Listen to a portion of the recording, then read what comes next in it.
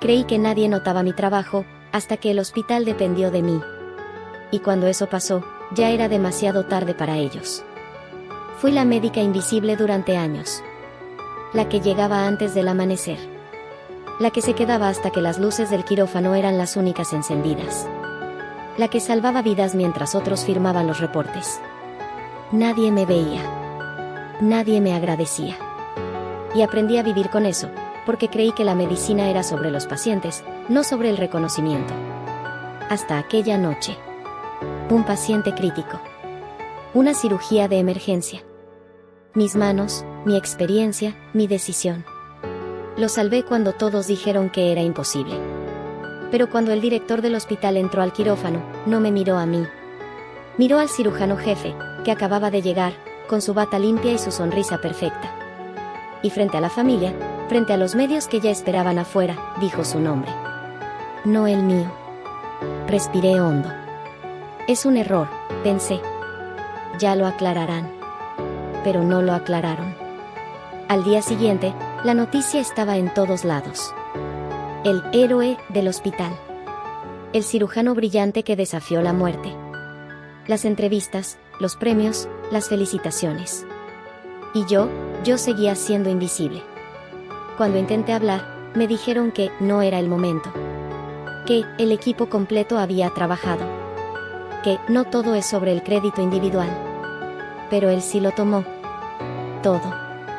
Y entonces, cometieron el error que cambiaría todo.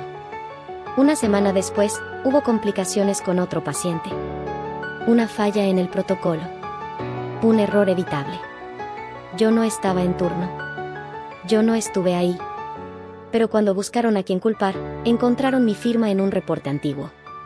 Un reporte que alguien alteró. Alguien que necesitaba un chivo expiatorio. Y esa fui yo. La reunión fue rápida.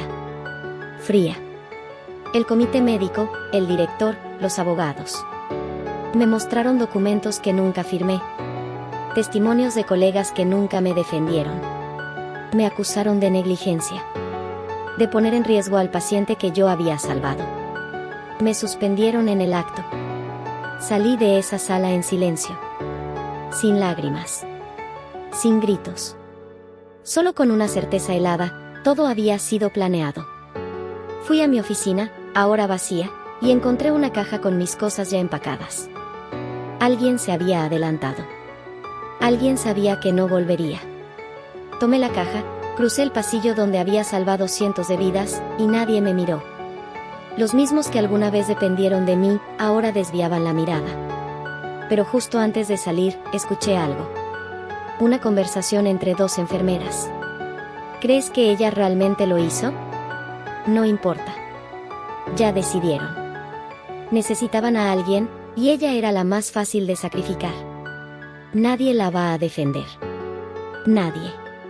Esa palabra resonó en mi cabeza durante todo el camino a casa. Nadie me defendería. Nadie cuestionaría la narrativa.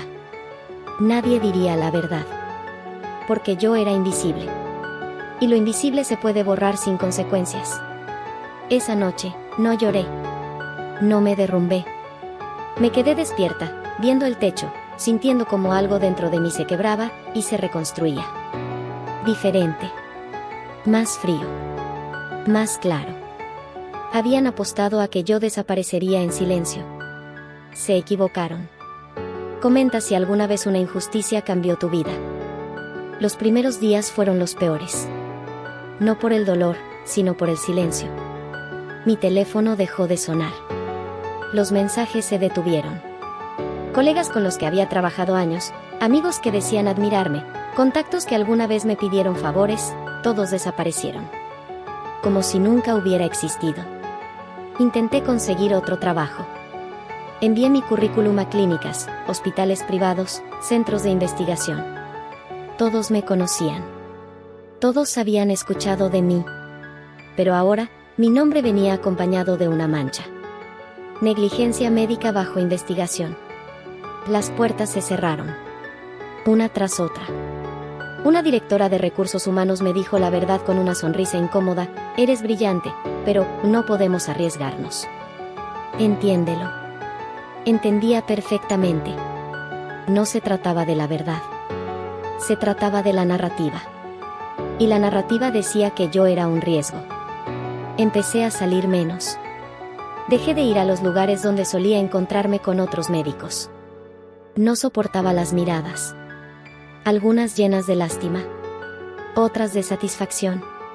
Pero todas me recordaban lo mismo: había caído. Y nadie iba a ayudarme a levantarme. Mi apartamento se convirtió en mi celda. Las paredes llenas de diplomas, certificados, reconocimientos que ya no valían nada. Los guardé. Todos. Uno por uno. No con nostalgia. Con rabia. Porque cada título me recordaba cuánto había dado. Y cuán fácil fue quitármelo todo. Pasaron semanas. Luego meses. La investigación oficial seguía abierta, pero nadie me llamaba. Nadie avanzaba. Era como si me hubieran dejado en el limbo a propósito. Sin exoneración. Sin condena. Solo, olvidada. Una tarde, mientras caminaba sin rumbo por la ciudad, vi un grupo de estudiantes de medicina saliendo de una conferencia. Reían. Hablaban de sus rotaciones, de sus sueños. Yo había sido así. Hacía tanto que no recordaba cómo se sentía tener esperanza. Y entonces lo vi. En la entrada del auditorio, un cartel enorme.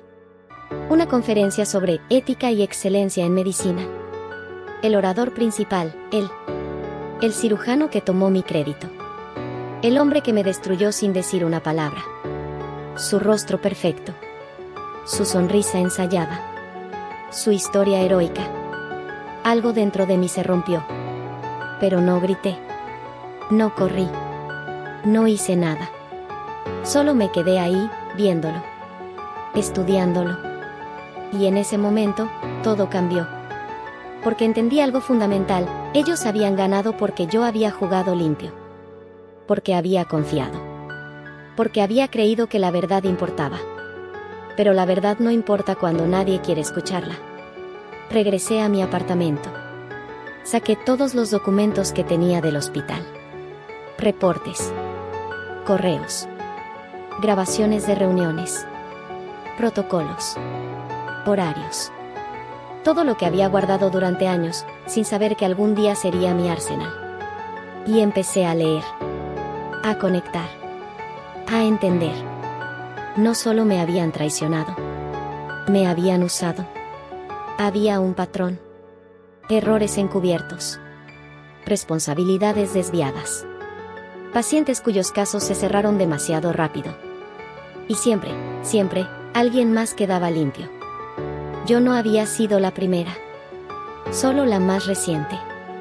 Y ahí, en medio de papeles desperdigados y evidencia que nadie quiso ver, nació algo nuevo. No venganza ciega. No furia descontrolada.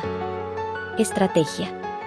Porque si algo me había enseñado la medicina, era esto: para curar, primero debes diagnosticar. Y yo acababa de diagnosticar al sistema que me destruyó. Ahora solo faltaba el tratamiento. Y créeme, iba a ser quirúrgico. Deja tu like si crees que toda caída esconde un regreso. Tardé 2 meses en encontrar la primera grieta. 2 meses revisando cada documento. Cada correo. Cada línea de protocolo médico que había archivado durante años sin saber que se convertiría en evidencia. No buscaba venganza todavía. Buscaba la verdad. La verdad que ellos habían enterrado. Y la encontré. El paciente que usaron para destruirme no fue el primero en sufrir complicaciones bajo el cuidado del cirujano jefe. Hubo otros.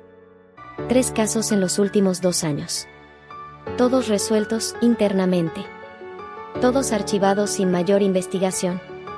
Todos con un detalle en común: mi nombre aparecía en los reportes auxiliares, pero nunca estuve presente en las cirugías. Me estaban usando como seguro. Si algo salía mal, tenían a quien señalar. La médica invisible. La que trabajaba tanto que su firma estaba en todas partes. La perfecta para cargar con la culpa. Pero había más. Descubrí correos entre el director del hospital y el cirujano jefe. Conversaciones sobre proteger la reputación del hospital. Sobre gestionar narrativas. Sobre sacrificios necesarios. Yo fui el sacrificio necesario. Y ellos lo sabían desde el principio. Imprimí todo. Lo guardé en 3 lugares distintos. Copias físicas. Digitales. En la nube. No iba a cometer el error de confiar en que la verdad sola bastaría. Había aprendido esa lección de la peor forma. Pero no hice nada todavía. Porque entendí algo más importante: si mostraba mis cartas ahora, ellos las destruirían. Tenían poder. Tenían influencia. Tenían control. Yo solo tenía información. Y la información sin timín es solo ruido. Así que esperé. Seguí invisible. Seguí callada. Dejé que creyeran que me habían quebrado. Que había desaparecido. Que ya no era una amenaza. Mientras tanto, empecé a reconstruirme. Tomé trabajos pequeños. Consultas privadas. Guardias nocturnas en clínicas periféricas. Nada glamoroso. Nada que llamara la atención. Pero cada turno me daba algo que había perdido: contacto con el sistema. Acceso a información. Conexiones con enfermeras, administrativos, técnicos, la gente que realmente sabía cómo funcionaba todo. Y aprendí a escuchar. Escuché sobre las quejas que nunca llegaban a recursos humanos. Sobre los favores que el cirujano jefe pedía. Sobre las presiones que el director ejercía. Sobre los silencios comprados. Cada conversación era una pieza más del rompecabezas. Y entonces, 6 meses después de mi caída, pasó algo que no esperaba. El hospital empezó a tener problemas. Pequeños al principio. Retrasos en cirugías. Errores en diagnósticos. Pacientes que se quejaban. Nada catastrófico, pero suficiente para que la administración empezara a notar. Y yo sabía por qué. Porque yo ya no estaba ahí. Yo era la que cubría los errores. La que llegaba temprano. La que se quedaba tarde. La que revisaba lo que otros olvidaban. La que salvaba lo que otros arruinaban. Y sin mí, el sistema empezó a fallar. No lo celebré. Lo anoté. Porque cada falla era una oportunidad. Cada error era una fisura en su armadura. Y yo estaba esperando el momento exacto para meter el bisturí. Entonces llegó el mensaje. Un correo. De una excolega. Una de las pocas que no me había borrado completamente. Necesitamos ayuda. Caso complejo. Nadie quiere tomarlo. ¿Estarías disponible? Leí el mensaje 3 veces. Era una trampa. Tenía que serlo. Pero también era una puerta. Respondí con una sola palabra: sí. 2 días después, estaba de vuelta en el hospital. No como empleada. Como consultora externa. Un favor. Un caso difícil que nadie más quería tocar. Un paciente crítico con complicaciones múltiples. Entré por la puerta lateral. Nadie me reconoció. O nadie quiso hacerlo. Pero cuando llegué a la sala de reuniones, ahí estaba él. El cirujano jefe. El hombre que me robó mi crédito. El hombre que me destruyó. Me miró. Y por un segundo, vi algo en sus ojos. No miedo. Confusión. Como si no pudiera creer que yo estuviera ahí. Sonreí. No con amabilidad. Con precisión. Entiendo que tienen un problema, dije con calma. Estoy aquí para resolverlo. Y en ese momento, sin que él lo supiera, la trampa se invirtió. Porque no había regresado a salvar al hospital. Había regresado a verlo caer. Comenta, ¿esperarías o actuarías? El caso era un desastre. Un paciente con complicaciones postoperatorias severas. Infección resistente. Falla orgánica múltiple. 3 cirujanos habían intentado estabilizarlo. Los 3 habían fracasado. Y ahora, con el paciente al borde de la muerte y la familia amenazando con demandas, me llamaron a mí. La invisible. La desechable. La que podían culpar si todo salía mal. Pero si funcionaba, ellos se llevarían el crédito. Otra vez. Lo supe desde el momento en que entré a la sala de juntas. El director del hospital estaba ahí. El cirujano jefe también. y otros 3 médicos que no me miraron a los ojos cuando me saludaron. Agradecemos que hayas aceptado, dijo el director con una sonrisa vacía. Sabemos que han sido tiempos difíciles. Pero eres una de las mejores en este tipo de casos. Traducción, te usaremos otra vez, porque no tenemos opción. No dije nada. Solo asentí. Revisé el expediente. Cada línea. Cada estudio. Cada decisión tomada. Y vi exactamente lo que esperaba, errores. Pequeños. Evitables. Acumulados. Nadie los había notado porque nadie quería hacerse responsable. Pero yo sí los vi. Necesito acceso completo al caso, dije. Sin supervisión. Sin interferencias. El director dudó. El cirujano jefe me miró con desconfianza. Es la única forma en que puedo trabajar, agregué con calma. O confían en mí, o buscan a alguien más. Sabían que no había nadie más. Está bien, dijo el director finalmente. Pero cualquier decisión importante debe ser consultada. Sonreí. Por supuesto. Mentí. Esa misma noche, empecé a trabajar. No solo en salvar al paciente, sino en algo mucho más importante, en volver a ser indispensable. Porque ahí estaba el secreto. Ellos me habían destruido cuando creían que podían prescindir de mí. Pero si el hospital volvía a depender de mí, si yo me convertía en la única que podía resolver lo que ellos arruinaban, entonces el poder cambiaría de manos. Y nadie se daría cuenta hasta que fuera demasiado tarde. El paciente mejoró. No rápido. No fácil. Pero mejoró. Ajusté tratamientos. Cambié protocolos. Coordiné con enfermeras y especialistas que aún confiaban en mí. Y poco a poco, el cuerpo del paciente respondió. 3 semanas después, estaba fuera de peligro. La familia lloró. Los medios cubrieron la noticia. Y el director del hospital dio otra conferencia de prensa. Pero esta vez, algo cambió.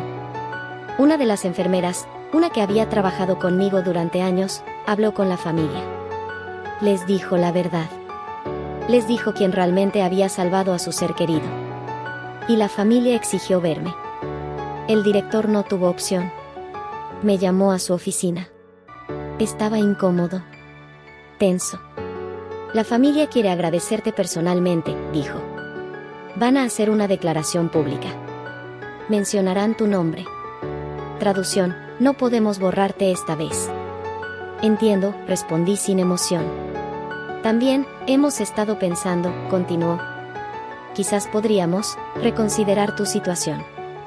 Hay una posición disponible. No es oficial todavía, pero... No me interesa, lo interrumpí. Se quedó callado. Sorprendido. Prefiero seguir como consultora externa, dije. Es más flexible. Lo que realmente significaba, prefiero que me necesiten, pero no que me controlen. Aceptó. No porque quisiera. Porque no tenía otra opción. Y así, sin que nadie lo notara, me convertí en algo más peligroso que una empleada. Me convertí en una pieza esencial del sistema. Una que ellos no podían controlar. Pero que tampoco podían eliminar. Los siguientes meses fueron estratégicos. Tomé solo los casos que me convenían. Los más complejos. Los más visibles. Los que nadie más podía resolver. Y cada vez que lo hacía, mi reputación crecía.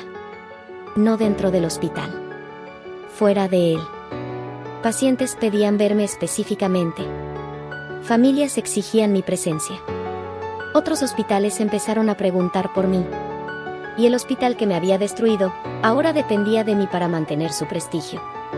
Pero yo no celebraba. No sonreía. No dejaba que nadie viera lo que realmente estaba haciendo. Porque mientras ellos creían que me habían perdonado, yo estaba construyendo algo más. Estaba documentando cada error que cometían. Cada protocolo violado. Cada paciente puesto en riesgo. Cada mentira que contaban. Y lo guardaba todo. Porque sabía que llegaría el momento. El momento en que ellos volverían a necesitarme desesperadamente.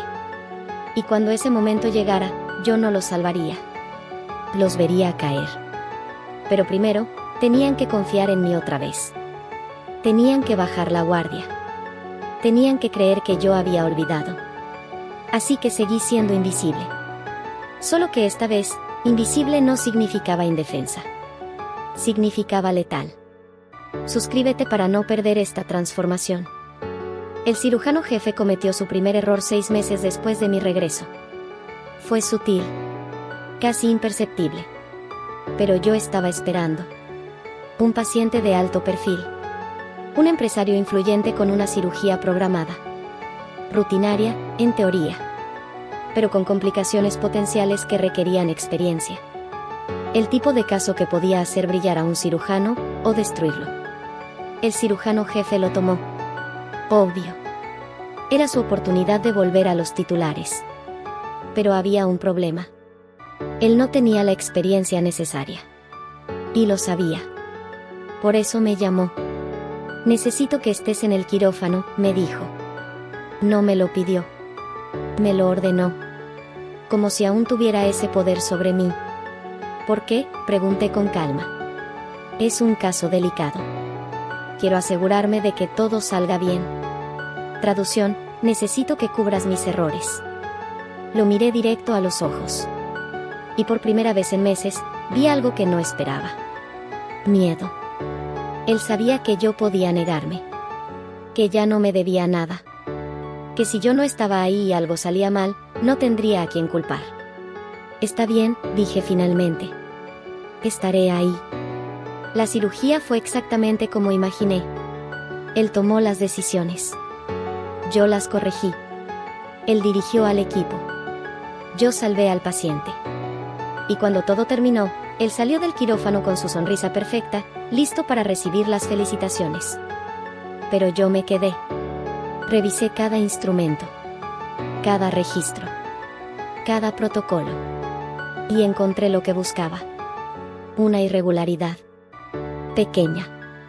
Fácil de pasar por alto. Pero documentada. Un medicamento administrado fuera del rango aprobado. Una decisión tomada sin consultar al comité. Un protocolo violado, en favor del paciente. Técnicamente, no era un error. Pero tampoco estaba justificado. Y en el contexto correcto, podía interpretarse como negligencia. Tomé una foto del registro. Lo guardé. Y no dije nada. Porque esa era la belleza de la trampa. No tenía que hacer nada. Solo tenía que esperar. Y él seguiría cometiendo errores. Porque ahora confiaba en mí. Creía que yo estaba ahí para protegerlo. Y cuanto más confiara, más se expondría. Las semanas siguientes fueron perfectas. Más casos. Más cirugías. Más situaciones donde él tomaba riesgos sabiendo que yo estaría ahí para cubrirlo. Y yo siempre estaba. Pero cada vez, documentaba algo. Una decisión cuestionable. Un protocolo ignorado. Una complicación ocultada. Pieza por pieza. Evidencia por evidencia. Hasta que tuve suficiente.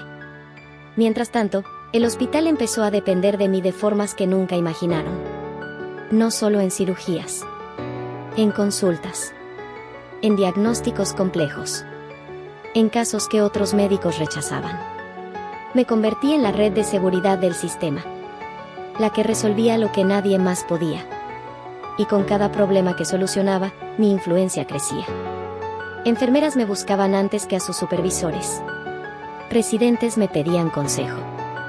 Administrativos me consultaban sobre protocolos. No tenía un cargo oficial. Pero tenía algo mejor. Tenía confianza. Y en un hospital, la confianza es poder. El director empezó a notarlo. Me llamó a su oficina una tarde. Quiero ofrecerte algo, dijo. Un puesto permanente. Con beneficios. Con autoridad real. Lo miré sin expresión. No me interesa, respondí. ¿Por qué no?, preguntó, frustrado. Porque no necesito un título para hacer mi trabajo. Lo que realmente significaba, porque un título me haría parte del sistema. Y yo necesito estar afuera para controlarlo. Se quedó callado. Sabía que tenía razón. Pero lo que no sabía era esto: cada vez que me ofrecía algo, cada vez que me necesitaba, cada vez que me pedía ayuda, estaba cavando su propia tumba. Porque yo no estaba ahí para salvar al hospital. Estaba ahí para documentar su colapso. Y luego, finalmente, llegó el momento que estaba esperando. Una emergencia. Un caso catastrófico. Un paciente en estado crítico tras una cirugía mal ejecutada. El cirujano jefe me llamó a medianoche. Su voz temblaba. Necesito que vengas. Ahora. Hay complicaciones. No sé qué hacer. ¿Qué pasó?, pregunté con calma. Yo tomé una decisión. Pensé que funcionaría. Pero algo salió mal. Silencio. ¿Estás ahí?, preguntó, desesperado. Sí, respondí.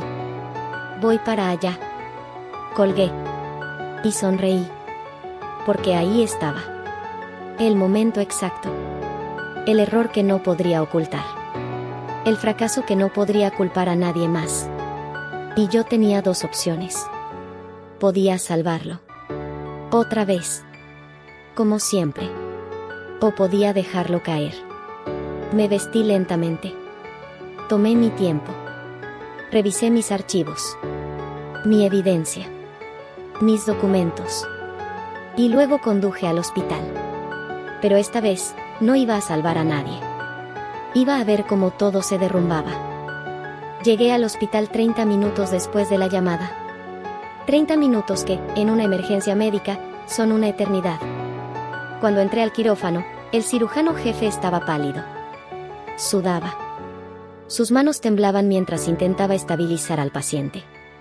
El equipo a su alrededor trabajaba en silencio, pero podía sentir el pánico en el aire. ¿Dónde estabas?, me gritó cuando me vio entrar. En camino, respondí con calma. Me acerqué. Revisé los monitores. La presión sanguínea del paciente estaba cayendo. Hemorragia interna. Daño arterial. Exactamente lo que esperaba. ¿Qué hiciste?, pregunté. Intenté, pensé que podía, el protocolo decía que. No te pregunté qué pensaste. Te pregunté qué hiciste. Se quedó callado. Derrotado. Miré al paciente. Miré los monitores. Calculé las opciones. Podía salvarlo. Todavía había tiempo. Todavía había una salida.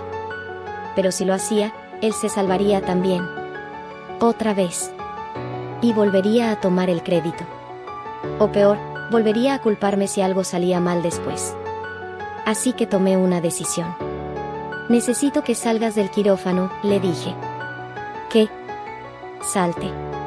Ahora. Estás comprometiendo al paciente. Yo me hago cargo. Dudó. Pero el equipo ya me estaba mirando a mí. No a él. Sabían quién podía resolver esto. Salió. Y entonces, trabajé. No para salvarlo. Para documentar. Hice exactamente lo que el protocolo indicaba. Ni más. Ni menos. Seguí cada paso.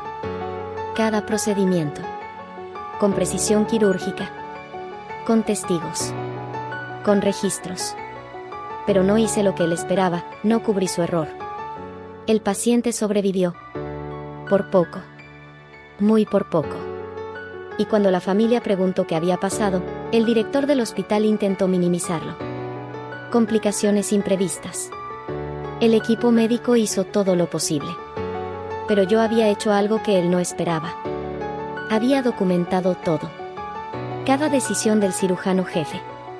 Cada protocolo ignorado. Cada riesgo innecesario. Y lo había enviado al Comité de Ética Médica. Anónimamente. 2 semanas después, comenzó la investigación. No hubo escándalo público. No hubo titulares. Solo un proceso interno. Discreto. Silencioso. Pero dentro del hospital, todos lo sabían. El cirujano jefe estaba bajo revisión. Y esta vez, no tenía a quien culpar. Lo vi una tarde en el pasillo. Caminaba con la cabeza baja. Sin su sonrisa perfecta. Sin su seguridad arrogante. Me vio. y por un segundo, nuestros ojos se encontraron. Él sabía. No sabía cómo. No sabía cuándo. Pero sabía que yo tenía algo que ver. ¿Fuiste tú?, me preguntó en voz baja. Lo miré directo a los ojos. No sé de qué hablas, respondí con calma. Y seguí caminando. Las siguientes semanas fueron un espectáculo silencioso. El comité de ética revisó sus últimos casos. Encontraron irregularidades. Pequeñas, pero consistentes. Un patrón de decisiones cuestionables. De protocolos ignorados. De riesgos innecesarios. No era suficiente para destruirlo. Pero era suficiente para mancharlo. Su reputación empezó a caer. Los pacientes de alto perfil dejaron de pedirlo. Los casos importantes empezaron a asignarse a otros. Su nombre dejó de aparecer en las conferencias de prensa. Y yo seguí siendo la consultora invisible. La que salvaba casos. La que resolvía problemas. La que mantenía el hospital funcionando. Pero ahora, con un detalle crucial, ellos sabían que me necesitaban. Y que no podían controlarme. El director me llamó a su oficina. Sé que tú y él tienen historia, dijo con cuidado. No sé a qué te refieres, respondí. Mira, no me importa lo que pasó. Pero necesito que este hospital funcione. Y funciona mejor contigo aquí. Estoy aquí, dije simplemente. Bien. Entonces quiero que sepas que valoramos tu trabajo. Y que si necesitas algo. No necesito nada, lo interrumpí. Solo quiero hacer mi trabajo. Asintió. Pero sabía que estaba mintiendo. Porque ahora, él también dependía de mí. Y esa dependencia era mi nueva arma. Esa noche, abrí mi archivo. El que había estado construyendo durante meses. Evidencia. Documentos. Correos. Grabaciones. Y agregué una nueva carpeta, primera caída. Porque esto no había terminado. El cirujano jefe había caído. Pero él no era el único responsable. Faltaba el director. Los administrativos. Los que habían orquestado mi destrucción. Y uno por uno, todos caerían. Pero no con escándalo. No con gritos. No con caos. Con precisión. Con paciencia. Con justicia silenciosa. Deja tu like si esta justicia te estremece. Encontré el correo una noche cualquiera. Estaba revisando viejos archivos del hospital, documentos que había guardado durante años sin saber que algún día serían mi arsenal. Y ahí estaba. Enterrado entre cientos de emails rutinarios. Con fecha de 2 semanas antes de mi destrucción. El asunto, solución al problema. El remitente, el director del hospital. El destinatario, el cirujano jefe. Abrí el archivo. Y leí. Necesitamos cerrar el caso del paciente de septiembre. Las complicaciones fueron nuestras, pero no podemos permitir que eso salga a la luz. La médica tiene acceso a todos los reportes. Su firma está en varios documentos auxiliares. Si redirigimos la responsabilidad hacia ella, podemos proteger al hospital y tu carrera. Nadie la defenderá. Nadie cuestionará la narrativa. Es la solución más limpia. Leí el correo 3 veces. Luego leí la respuesta del cirujano jefe. ¿Estás seguro? Ella es buena. Muy buena. Si la perdemos. Y la respuesta del director. Por eso mismo. Si algo sale mal después, nadie creerá que fue nuestra culpa. Dirán que el sistema ya no es el mismo sin ella. Pero eso será problema de otro. Por ahora, necesitamos protegernos. Ella es prescindible. Tú no. Cerré el archivo. No sentí rabia. No sentí dolor. Sentí claridad. Porque ahí estaba. La prueba. No de un error. No de una conspiración casual. Sino de una decisión fría, calculada, deliberada. Me sacrificaron. A propósito. No porque fuera culpable. Sino porque era conveniente. Y ellos lo sabían. Guardé el correo. Lo respaldé en 4 lugares diferentes. Y luego hice algo que no había hecho en meses. Lloré. No de tristeza. De rabia contenida. De años de trabajo invisible. De confianza traicionada. De una carrera destruida por conveniencia. Pero las lágrimas no duraron mucho. Porque ahora tenía todo lo que necesitaba. Los siguientes días fueron diferentes. Ya no estaba jugando a la defensiva. Ya no estaba documentando. Ya no estaba esperando. Ahora estaba atacando. Pero no de frente. Nunca de frente. Empecé con algo simple, una auditoría interna. El hospital tenía un sistema de revisión de calidad que rara vez se usaba. Pero cualquier médico podía solicitar una revisión de casos específicos si había preocupaciones sobre la atención al paciente. Solicité la revisión de 5 casos. Casos donde el cirujano jefe había sido el responsable. Casos donde había habido complicaciones. Casos donde los reportes no coincidían con los resultados. No mencioné su nombre. Solo los números de caso. La solicitud fue aprobada. Y 2 semanas después, el comité de calidad empezó a hacer preguntas. Mientras tanto, empecé a hablar con las enfermeras. No de manera obvia. Solo conversaciones casuales. Preguntas simples. ¿Recuerdan el caso de octubre? ¿Qué pasó realmente? ¿Notaron algo extraño en esa cirugía? ¿Alguien les pidió que cambiaran algún reporte? No todas respondieron. Pero algunas sí. Y sus respuestas confirmaron lo que ya sabía, había un patrón. Errores encubiertos. Reportes alterados. Silencios comprados. Y todo apuntaba a las mismas 2 personas, el director y el cirujano jefe. Entonces llegó el momento que había estado esperando. Una reunión del comité de ética. Una reunión donde se discutirían las irregularidades encontradas en la auditoría. Yo no estaba invitada. Pero tenía contactos. Gente que confiaba en mí. Gente que sabía que yo había sido tratada injustamente. Y uno de esos contactos me envió las actas de la reunión. El cirujano jefe había sido confrontado. Le mostraron evidencia de decisiones cuestionables. De protocolos ignorados. De complicaciones ocultadas. Él negó todo. Dijo que había seguido los procedimientos. Que había consultado con el equipo. Que las complicaciones eran inevitables. Pero cuando le preguntaron quién más había estado involucrado en esos casos, dijo mi nombre. Ella estaba ahí. Ella revisó los reportes. Ella aprobó las decisiones. Mentía. Y tenía pruebas de que mentía. Pero lo más importante, él acababa de darme la apertura que necesitaba. Porque ahora podía defenderme. Públicamente. Con evidencia. Sin parecer vengativa. Solicité una reunión con el comité. Como parte involucrada. Como alguien cuyo nombre había sido mencionado en la investigación. Me citaron 3 días después. Entré a esa sala con una carpeta. Una carpeta llena de documentos. De correos. De pruebas. El director estaba ahí. El cirujano jefe también. Ambos me miraron con una mezcla de confusión y miedo. Agradezco la oportunidad de aclarar mi participación en estos casos, dije con calma. Abrí la carpeta. He traído documentación completa.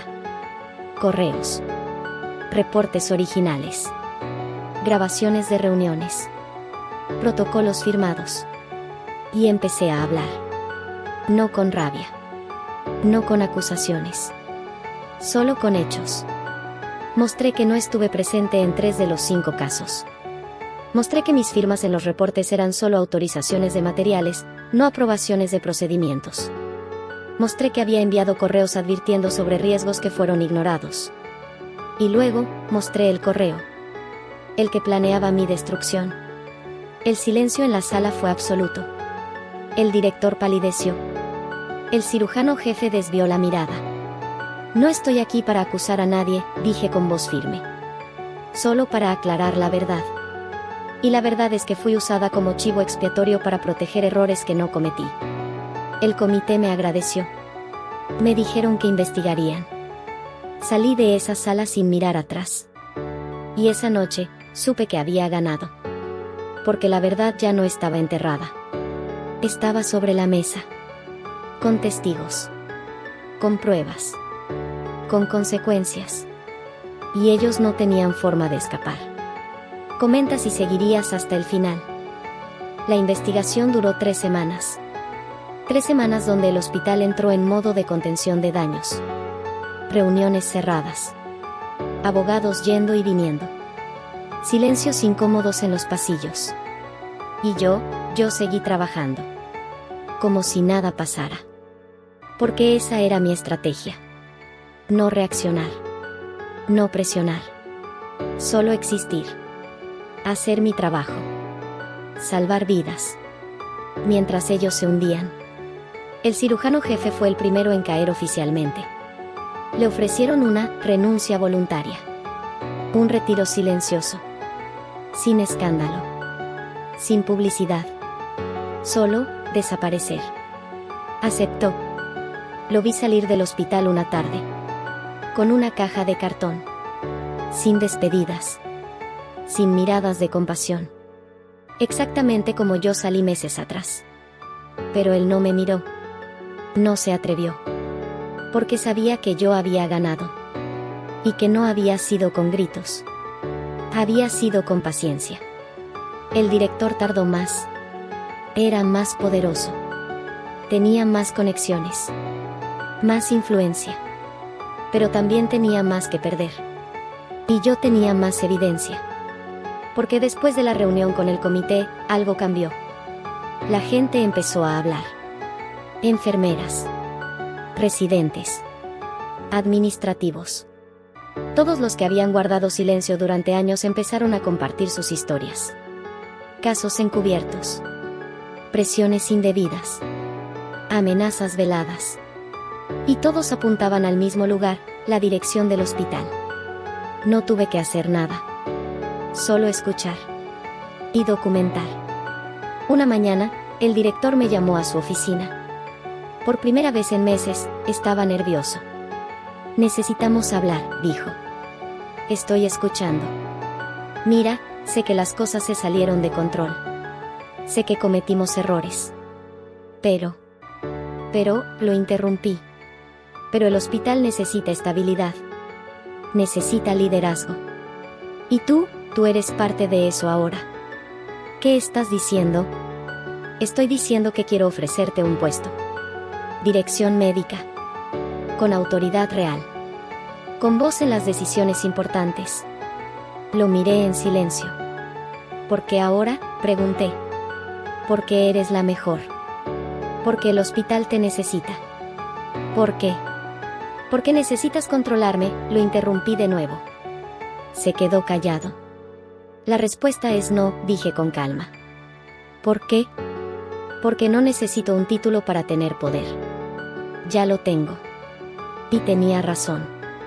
Porque en ese momento, yo controlaba algo más valioso que un cargo, controlaba la información. Controlaba la confianza del equipo médico. Controlaba los casos críticos. Controlaba el futuro del hospital. Y él lo sabía. 2 semanas después, el director presentó su renuncia. Por motivos personales. Nadie le creyó.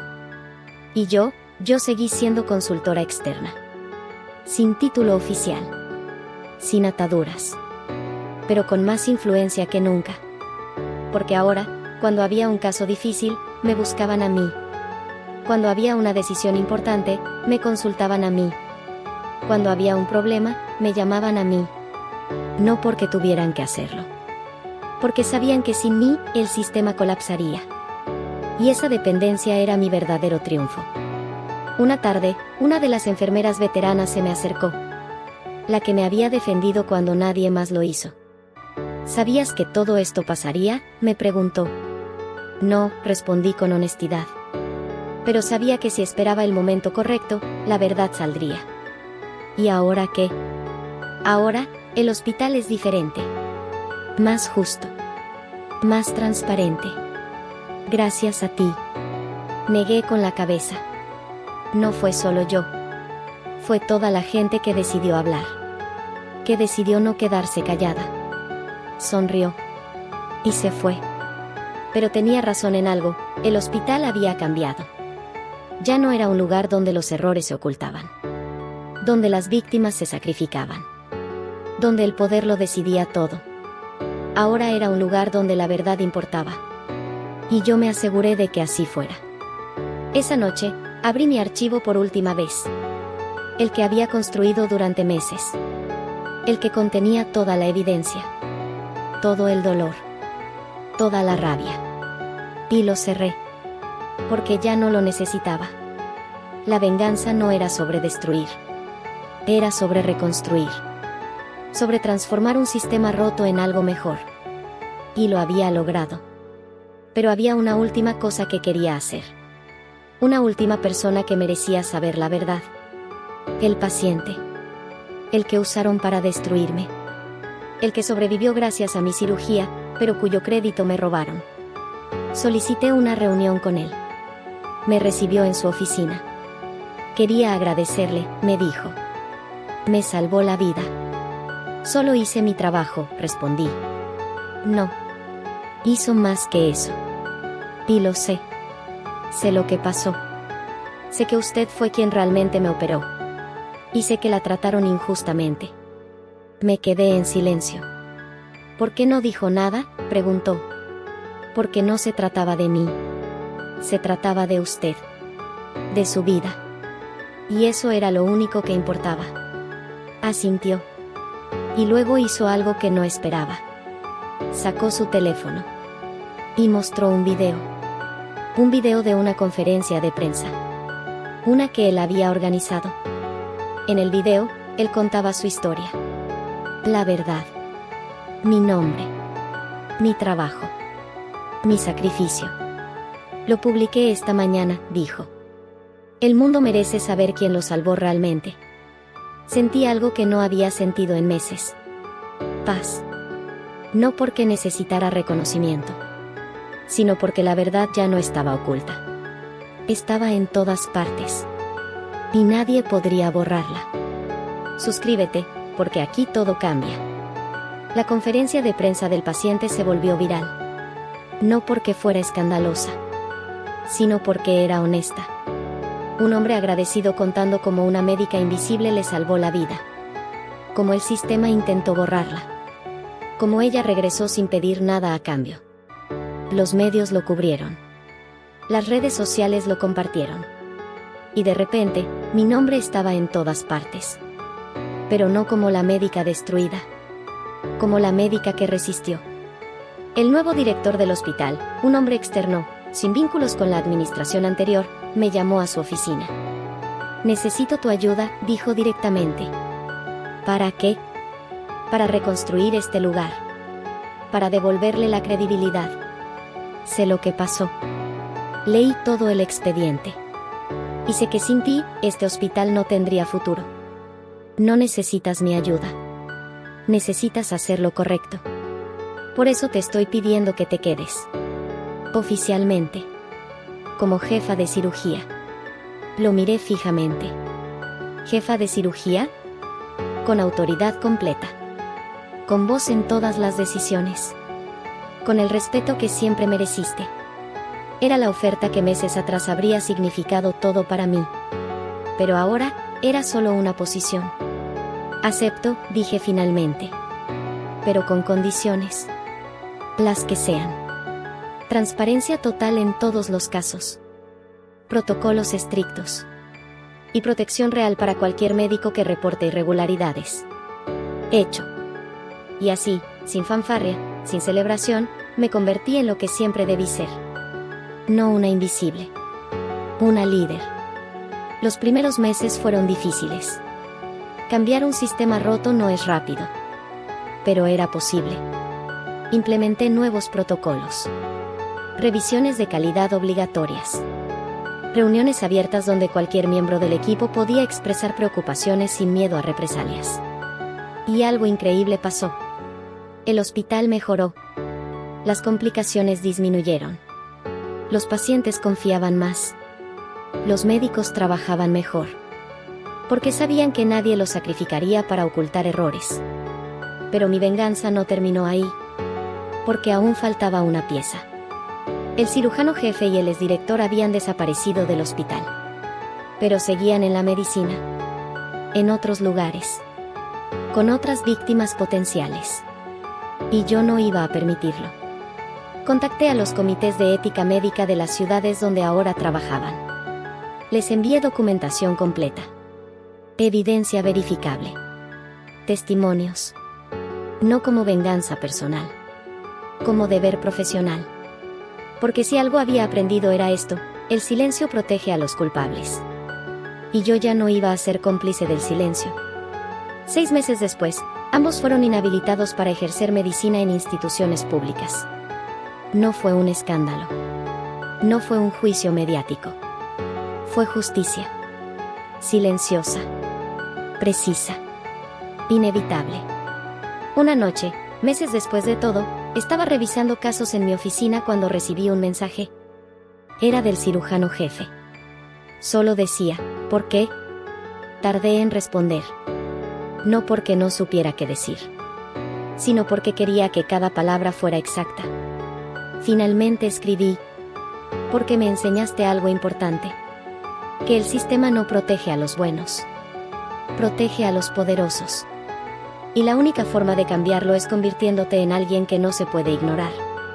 Gracias por la lección. No respondió. No esperaba que lo hiciera. Esa misma semana, una joven residente se acercó a mi oficina.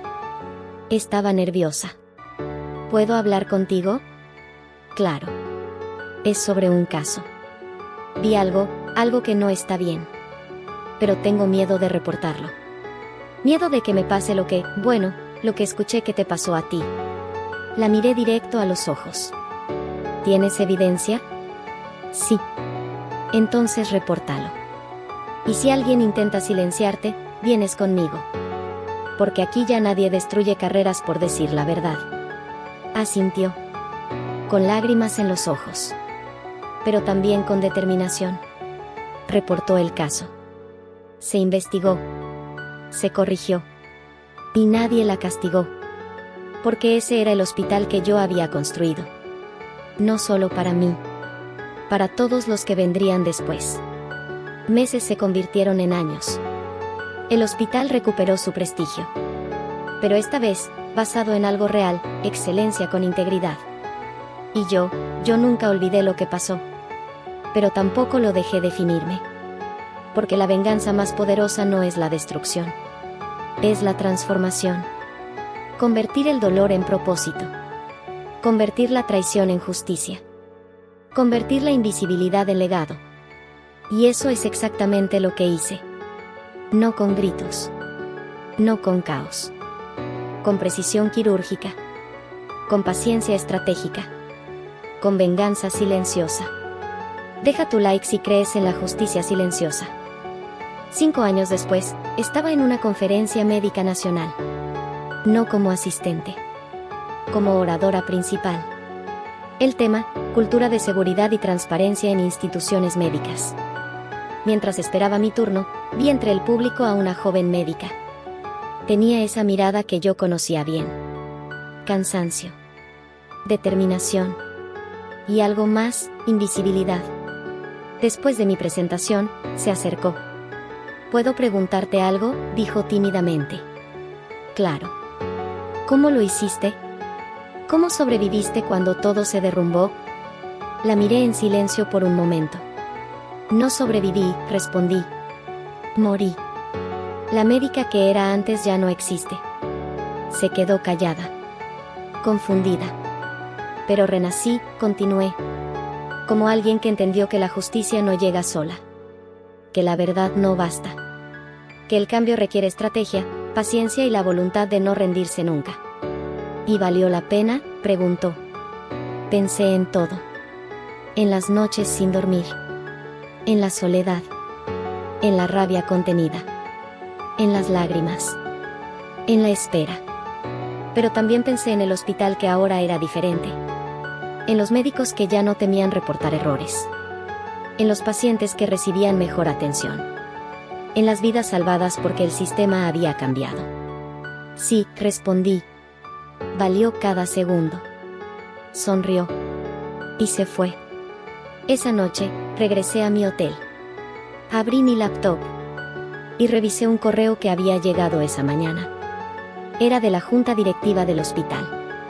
Estimada doctora, nos complace informarle que ha sido seleccionada como directora médica general del hospital. Su liderazgo, integridad y compromiso con la excelencia han transformado nuestra institución. Esperamos contar con su aceptación. Leí el correo 2 veces. Y luego lo cerré. No con rabia. No con satisfacción. Con paz. Porque había llegado al lugar que siempre me correspondió. No porque me lo dieran. Porque lo construí. Ladrillo por ladrillo. Decisión por decisión. Verdad por verdad. Respondí al correo con una sola palabra: acepto. Y entonces, hice algo que no había hecho en años. Saqué una vieja foto. Una foto de mi primer día como residente. Joven. Ingenua. Llena de esperanza. La miré por largo rato. Lo logramos, susurré. Guardé la foto. Apagué la luz. Y cerré los ojos. Porque ya no era la médica invisible. Era la médica que nadie podría ignorar. No por venganza. Por justicia. Y esa es la diferencia entre destruir y transformar. Fin. Creí que nadie notaba mi trabajo, hasta que el hospital dependió de mí. Y cuando eso pasó, ellos cayeron. Pero yo me levanté. No con ruido. Con propósito. Comenta si quieres más historias como esta.